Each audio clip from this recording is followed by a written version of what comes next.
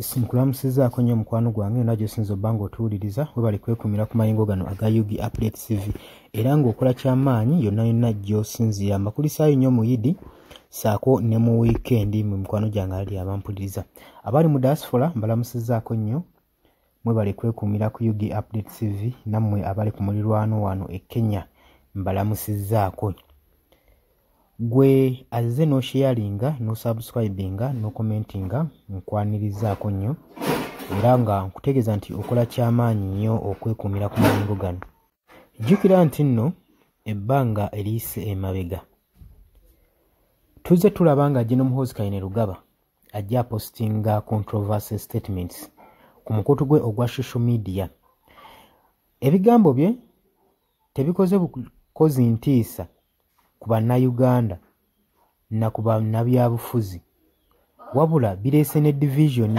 okweyawulayawula naddala mu bitongole nga ebikuumaddembe saako n'okuttattana diplomatic relation enkolagana wakati wa Uganda n'amawanga amalala gye baadde bakolagana nabo kubanga omuntu apostinga statement zino Chief of Defence Force wa ggwanga mulamba era lankaye abeera high ranking officer kitegeeza nti buli kintu ekigenda mu maaso nga kyogereddwa high ranking officer nga General Muhoozi Kainerugaba kiba kirina engeri gye kikosaamu ensi kirina engeri gye kiwiikeningisaamu eggwanga okulaga obunafu bwalyo tuzze tulaba ebintu ebyenjawulo byajja postinga mwe mulina okuwooninga eggwanga erya Sudan n'aligamba nti nno ebataalekera olutalo bagenda nabo mu maaso agenda kubatwalira olutalo ewaabwe asobole okubanga asalako ekibuga Khartoum tulabye nga gyawooninga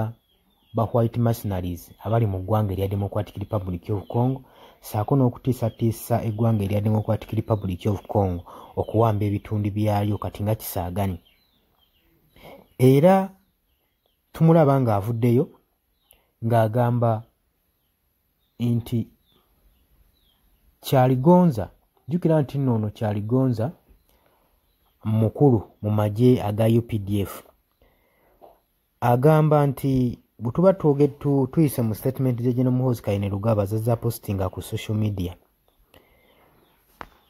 agamba nti Kyaligonza yamuvoola mu open press mu lujjudde era n'ateekayo okuwooninga ng'agamba nti nno agenda kusiba Kyaligonza saako ne famire ye yonna yonna n'abo abamwekuusaako oba mikwano gye nabo bajja kukaaba nga General Muhoozi Kainerugaba kyategeeza nti omuntu yenna aliraanye Kyaligonza oba famire ya Kyaligonza naye agenda kuba nga asasulira ku ki kyagenda okukola famire eno nga bwe nkugambye si gwe mulundi ogusoose okuba nga ateeka controversy statements ku mukutu gwe ogwa social media ezigenda mu maaso n'okutiisatiisa n'okuba bannayuganda entiisa n'okuleetamu division kati nga mu kino ekitongole eky'amagye kubanga wootiisa gye n'omunno kitegeeza nti nno oleesemu division mu kitongole ekikuumaddembe ate nga nze ndowooza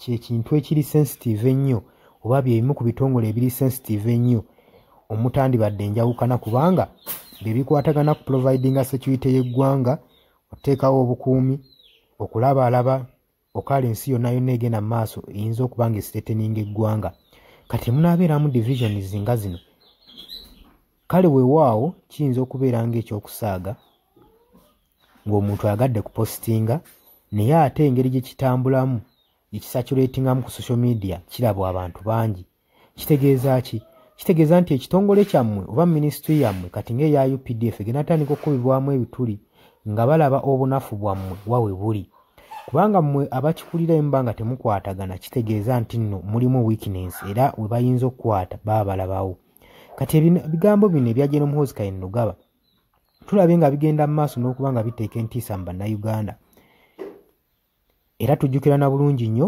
Parliament Committee Board yatuula esobole okuba nga emukoowoola asobole okuba nga ajja annyonnyole akana n'akataano ku bigambo bya posting okutiisatiisa opposition leader nga baba bagenda obbajjako emitwe naye ebiseera ebyo tujjukira bulungi nnyo General Muhoozi Kainerugaba teyalabikako mu Parliamentary Committee era yasindika deputy we omuchairman w'akakiiko n'asalawo aprosipondinge olutuula nga beetaaga General Muhoozi Kayini nga bayennyini yabaaba nga ayanukula ebibuuzo bye bagenda omubuuza. Era we byaggwa twalaba nga General Muhoozi Kayini Lugaba teyalinnyako mu parliamentary committee newankubadde baali baprosipondiza olunaku nga balutaddewo lwalina okulabikirako mu committee board. Wabula yabasindikira obubaka nga bagamba yatasobola kulabikirako mu maaso g'abaddiikuula era mpoziko kye baagala agenda bakwata bukwasi bonna abasibe.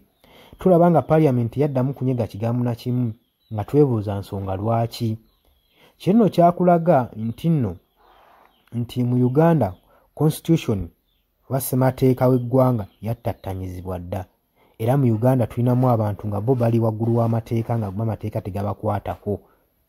Mu mulembe guno era ekyo ky'osaanidde okumanya. Simanyi ggwe endowooza yo oba eri etya, nkwanirizaako nnyo mu comment section jangu otangaaze eggwanga okusinziira ggwe ng'ebintu w'obirabamu. Abali mu diaspora bagambye mbatumiddeko nnyo mwebale kwekuumira ku Yugi Updates TV mukola ky'amaanyi nnyo okwekuumira ku mayengo gano. Mbaagala nnyo era nga mbaagaliza olunaku olulungi. Yes, oli ku Yugi Updates TV kw'osinziira okuba ng'otuuliza ggwe omukwano gwange yenna ali eyo.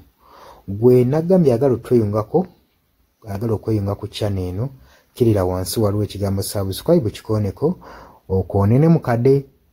Temwerabirako na mukadde kubanga akadde ako mukwano gwange gakuyambako nnyo okuleetera notification message bwe waba nga waliwo information yonna gye tutaddeko. Ate buli w'osubscribing obeera otufollowinze, kitegeeza buli kimu kye tunaateekako ojja kuba ng'okifuna ggwe omukwano gwange.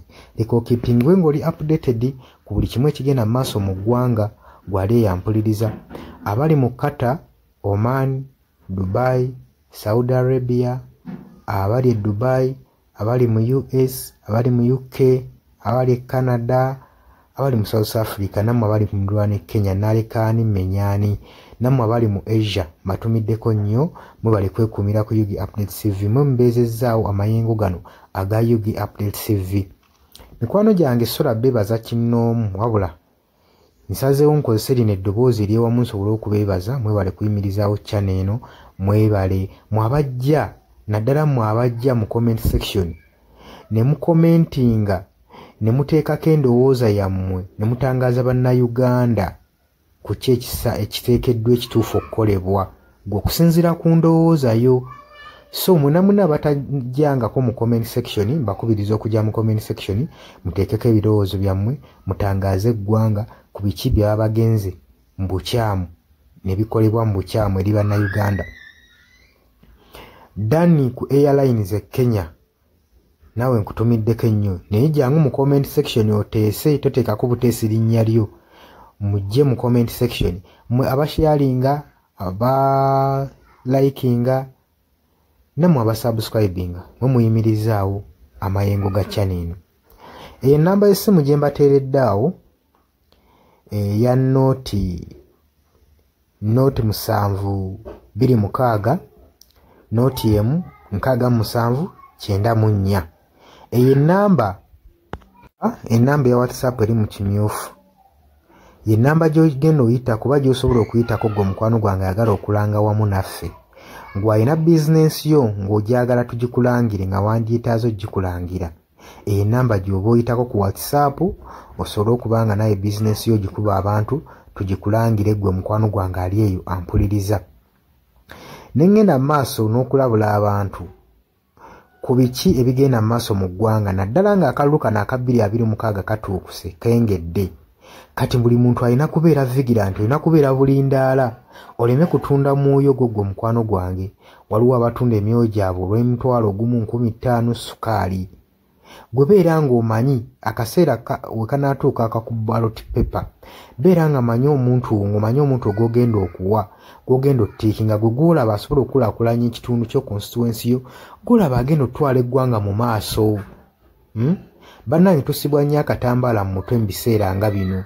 Newankubadde obwavu babubalumizza mutya, totunda mwoyo gwo ku lw'akantu katono, wabula saasira ku ggwanga lyo, osaasire ne ku zadde lyo, osaasire ne ku future weenaabeera. Lowooza ku by'emu maaso. Weewaawo abamu muyinza okulowooza ng'ebyo tabakwatako nga tebikwatako, naye ensobi yonna ekolebwa eiza relative sengaawo maamawo kojjaawo biyinza otuuka ng'ekyo ekizibu gwe kyetooloddeko ate olaba ebikwatirako biyinza otuuka essa ne byetooloola ne bifundikira nga bikkutteko gwe mukwano gwange ali eyo. So kyenva nkubiriza baganda bange mwenna abali ku Yugi Updates TV ogenda maaso n'okusharinga information eno. Baganda baffe beebereremu ate era baleme kutunda mwoyo gwa ggwanga, babeere nga batambulira ku mazima, nga bayimirira ku mazima, nga bayimirirawo ku lw'eggwanga lyaffe erijja mu maaso, ku lwa future y'abantu baffe n'eggwanga lyaffe mu maaso, kubanga buli muntu ekigenda mu maaso kati akiraba.